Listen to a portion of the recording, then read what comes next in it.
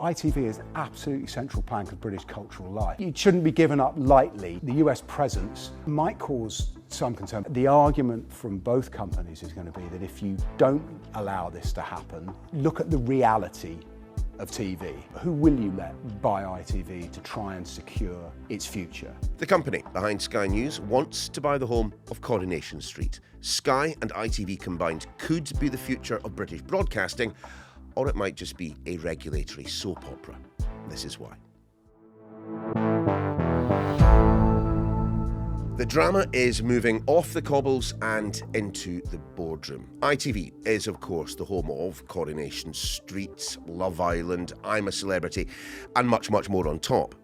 And the announcement of its takeover by Sky, who I just so happen to work for, has massive implications for the future of the whole of the British media, and not just those of us who happen to work in it. This is an extraordinary opportunity to bring together what I would say is two of the most iconic brands in media. Sky's CEO, Dana Strong, knows only too well that the media landscape is shifting under all of our feet right now. Traditional television habits are changing. The big streaming platforms have revolutionised the way that we all watch. Netflix, YouTube, Amazon, Disney, they are no longer a future threat. They are the present reality. So the $1.6 billion that Sky's big boss is spending on ITV's TV and streaming services presumably came after a considerable amount of thought. Not that this is entirely a done deal either. Sky is owned by American media giant Comcast. Ministers and the regulator may well have something to say about so much of the free-to-air market being owned by our cousins across the ocean. Paul Kelso is Sky's business correspondent. Paul, look, what exactly has been agreed? Because if you take a look at the detail, Sky is not buying the entirety of ITV, is it? No, Sky is buying the broadcast bit of ITV, and the stuff that people will know from their box at home is that's ITV1, and there are in fact another 10 terrestrial channels, free to air one way and another, and it's buying ITVX, which is the streaming platform. About 40 million people are registered to use that. That's where you go to watch ITV programming online if you've missed it, or it's how you prefer to watch it. There's also about 1 million paying subscribers to ITVX. So it is that broadcast bit. It is not ITV Studios, which is part currently of the ITV company, which makes many programmes, a lot of ITV's most popular programmes, Love Island and the like that people will watch. That is not being sold to Sky. So it's the broadcast division which, subject to all the approvals, will become part of Sky. There is also, a bit of production work going back the other direction, isn't there? I mean, I keep hearing talk about Love Productions. They're the firm that are behind the Great British Bake Off, aren't they? Yes, indeed. So to make this deal add up, it's a £1.6 billion takeover, of which around 1.2 billion is cash. There's about 200 million that is contingent on various targets. And there is, crucially, what you refer to, there's a £200 million valuation on Love Productions, which makes Bake Off a massive hit around the world. That is going in the other direction. That is being sold by Sky effectively to ITV Studios. Sky is also, interestingly here, guaranteeing to spend £2.1 billion making commissioning those programmes from ITV Studios, which will be a distinct company, and that underpins much of the output that people know ITV for. So effectively, if you're ITV, you are selling off your channels, but you are hanging on to Studios, which actually has been considered the most valuable part of ITV, as it has faced quite a lot of questions about its value and its viability over the years. Studios, which makes these hit shows, the value is that ITV actually hang on to that while realising value for their shareholders, who will have this, nearly £1 billion in cash effectively returned to shareholders. Okay, Paul, so just explain exactly what both parties are getting out of this. I mean, start with ITV themselves. I mean, haven't they just given up the crown jewels? It might seem that way. What's really interesting about this deal, and actually about the presentation of this deal, is that both sides are doing it really for the same reason, and they are saying the quiet bit out loud. They don't think either of them, giants of UK broadcasting, they don't think they're big enough to compete and thrive in a transformed broadcasting landscape. So to varying degrees and for slightly differing reasons, but both Sky and ITV are facing intense competition. At the moment, they don't think ultimately, they don't quite say this, they can win from Netflix, from Amazon, for the streaming giants in the US who are able to spend huge amounts more on production of programming. Crucially, they reach people where they want to receive these programs. The way we watch what we used to call telly is transformed.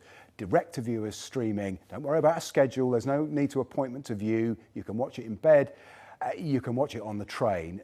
That model has blown up the model of UK broadcasters, ITV and Sky, and the conclusion has been that together they can be what they are calling a domestic streaming giant. We talked about ITVX and all its subscribers. Of course, Sky has technology that reaches about 9 million homes at the moment, and one of its USPs, it believes, is to aggregate all those streaming platforms into one place so you can get to them easily. You bring together that technology and that streaming power plus all the content they produce together, you have a much bigger company that perhaps has a puncher's chance of, in the domestic market, standing, earning advertiser revenue, serving viewers in this transformed landscape where they might be giants in the UK, but they're under fire from monsters in the US. Is this all just essentially about making sure the long-term financial viability of the company that you and I both work for?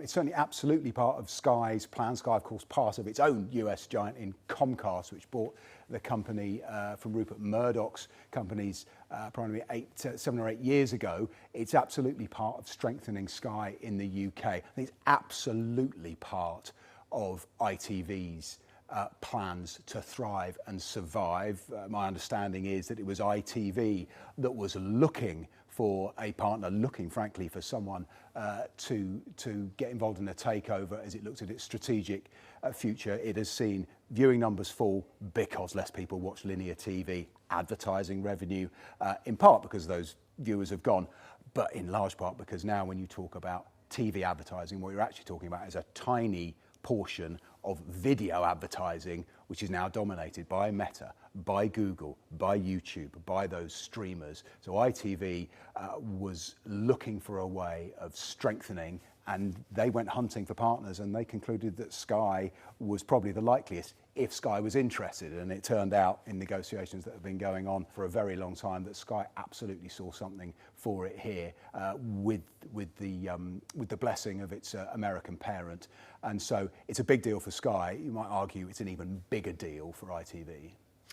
Okay, so let's ask some of the more basic questions. Forget News at 10, forget Dancing on Ice. Will my mum still be able to watch Coronation Street? Yes, she will. Mrs. Paterson, enjoy. All the free-to-air content that's on ITV currently is guaranteed. Sky have said it's guaranteed to be free. Everyone I've spoken to, both the chief executives of the two companies, it's guaranteed. It's also guaranteed, more fundamentally, by the public service broadcast licence that ITV has, which runs until 2034. And that actually is the crown jewel here that Sky is buying. And that licence requires content to be sent to air for free, but it also, it's the thing that guarantees, for example, all the news output, not just the national, international news you see on the main ITV channel, but the huge amount of regional news that's out there. That's all regulated. And so that license that will transfer ultimately to Sky is the thing that guarantees that programming, Corrie and the rest. And Sky, one imagines, will want to keep making the programs that people like watching on ITV at the moment. In fact, I talked about ITV Studios. That commitment to spend more than £2 billion over 5 years is effectively a second guarantee to commission the programming ITV Studios currently makes. So the free bit will still be free. So in the short term, at least when this deal finally goes through, viewers shouldn't expect much to change, when they're looking at the 16:9 of the television screen.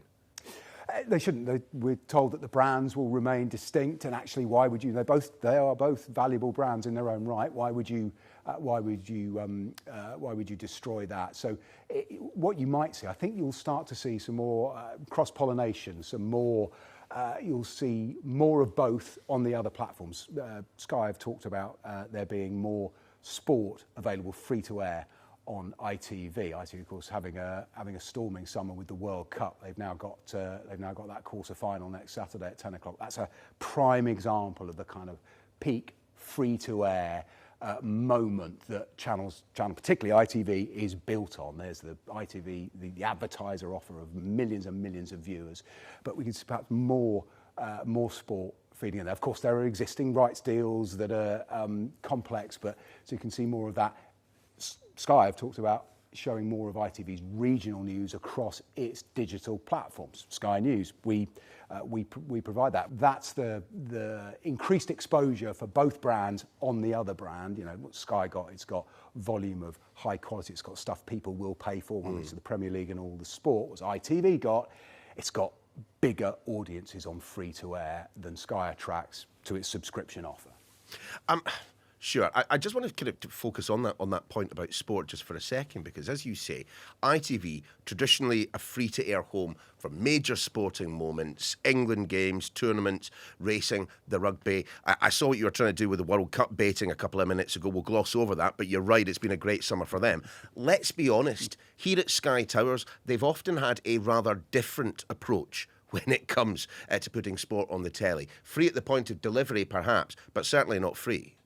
When you're sitting trying to sum up, what do these, what would you pick as the content from these two companies that really stands out? You know, front and centre in people's minds of Sky is the Premier League, along with, of course, there's dedicated cricket and golf and a host of other sports, Formula One, the British Grand Prix this weekend, and that will remain.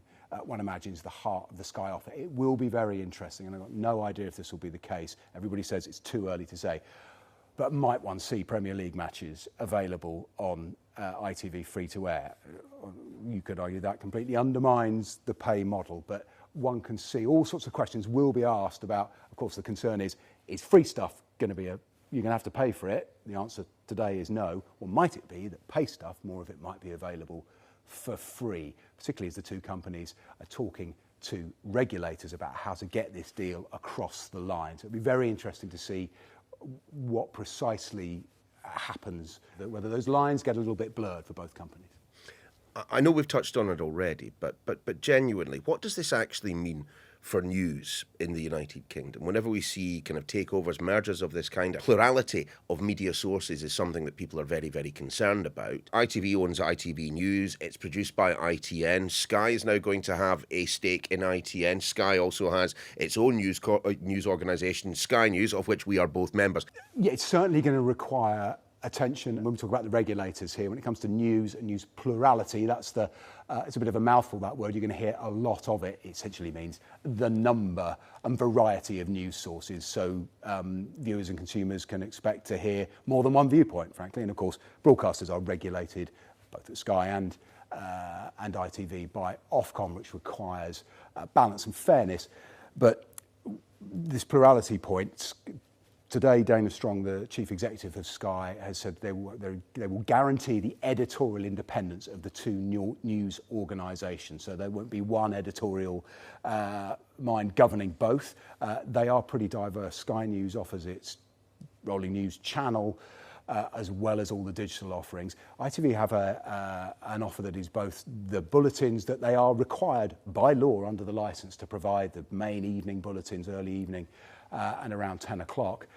But it also has, crucially, and this is, I think, perhaps underappreciated, the regional news commitments are enormous. They're a central part of the public service broadcast licence. Only the BBC and ITV provide regional news, so those have been guaranteed. The reason I linger on news is it matters. It matters perhaps a bit less to viewers who might take it for granted. Many people care a great deal, but it really matters to politicians. And why does news plurality, particularly broadcasters, matter to politicians?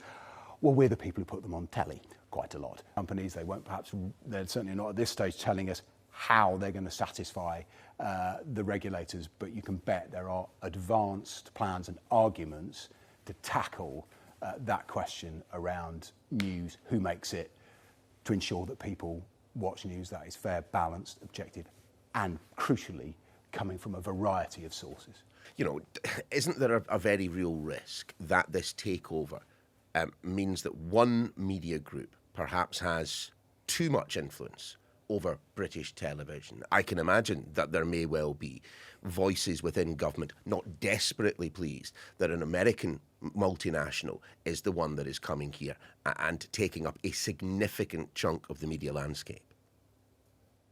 Yeah, it's a good question. It's going to be very interesting to see how much political heat this does generate. We should say that the regulatory part here, there's one bit that will look at essentially the money. The Competition and Markets Authority will look at advertising revenue and how that breaks down and whether this is good for consumers and good for advertisers. And then there is this question around the communications regulator, Ofcom, and news and beyond. The US presence might cause some concern, but it should be said, and I'm sure Sky would say, Comcast would say this, they have invested an enormous amount in Sky. They paid £31 billion to buy the company. They've just committed more than £1 billion to build a theme park in the UK, a big European theme park. The Chancellor was out at the site in the last couple of weeks. That indicates the government's enthusiasm for that money. So I think that argument they will certainly make is that they're investing money in the UK and Sky retains its British character despite the fact it has US ownership. We should be clear, ITV is an absolutely central plank of British cultural life. It was the first competitor to the first alternative to the BBC in 1955. And you think about the programmes, not just in entertainment, we think of its light entertainment being its benchmark, but across its arts programming, its sport and its cultural programming. It's a really significant part. Certainly you and I, of our generation, there was only 3 options at one point, and 2 of them were the BBC, the other was ITV. So it shouldn't be given up lightly, but the argument from both companies is going to be that if you don't allow this to happen, look at the reality of TV. Who will you let buy ITV to try and secure its future? You can imagine Sky's footprint and presence in the UK as an employer and an investor. Comcast money that's coming in, NBC Universal money coming in, will be the counter to any argument that US ownership is a bad idea. What then have we learned today, Paul, about the future of British television, of the state of British television? I just wonder if we're going to see other broadcasters perhaps looking to consolidate in the way in which Sky ITV are. Yeah, this acknowledgement, and I'll go back to this, they've said the quiet part out loud, frankly, we are not big enough to compete without scale. And by coming together, we can be bigger if there's a puncher's chance. That begs the question, well, you do this takeover now, you have a bigger company, you're into perhaps, you're into 30 million homes, you have huge reach, but down the line, do you still get dwarfed, and how long will that last? Is there a question about viability in the term? We have one absolute media giant in the BBC, but it's publicly funded. It's the BBC. It's facing its own challenges about its funding, and it is a tough time to be a BBC executive trying to secure that as jobs are being shared, thousands of them. At the BBC, we had a duopoly with the BBC and ITV. Sky came along to challenge it successfully in a different way, a pay model. There were 3, we're going to be back to 2. It tells us that the challenge from the giant US companies, you think of Amazon's, the depth of Amazon's pockets, you think of the reach of Google for advertising, that's real. The real thing is what we're doing and how we consume media, and that's not just a British question. This industry is being challenged like never before because of the way people consume it, the way younger people consume it. The rise of YouTube particularly is astonishing, and it's still a growth company. That's not yet fully realised. The world has changed and it's been transformed. So That's what it really tells us, and that this industry's got to change fast. It's going to try and change. This deal is part of that. How quickly it can happen, we might be talking 18 months before this deal is clear. There's a question about whether regulation, frankly, can keep up with all the trends that this deal is in part trying to address. It's about consolidating the strength of the British creative industries in a world that's changed faster than many could have imagined. And that's a lot for today. Do get in touch with your thoughts on this proposed acquisition of ITV by Sky. Is it too little too late? Or might we finally have a streaming service based in the UK able to take on the global giants? Do let us know. Why at sky.uk. We're back tomorrow.